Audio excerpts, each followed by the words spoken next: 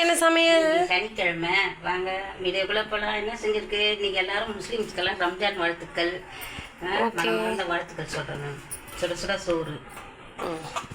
இன்னைக்கு சிம்பிளாக தான் செய்யணும்ட்டு வெறும் தண்ணி சாம்பார் தாங்க வச்சுது. மிளகா கிள்ளி போட்டு தண்ணி சாம்பார் தான் வச்சுது. உருளைக்கிழங்கு, அவரைக்கொட்டை, பீன்ஸ் கொட்டை எல்லாம் போட்டு வறுத்து வச்சுருக்கு. தொக்கு பண்ணியிருக்கு. வல்லாரைக்கீரை சட்னி அரைச்சி வச்சுருக்கு. ரசம். காலையில் டிஃபன் வந்து சப்பாத்தி குருமா.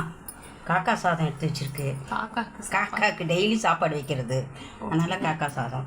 வீட்லேயே துவைச்ச கெட்டியான தயிர் பாருங்கள், அப்படியே கல் மாதிரி இருக்கு. அப்படியே கல் மாதிரி இருக்கு, அப்படியே கெட்டியாக இருக்குது.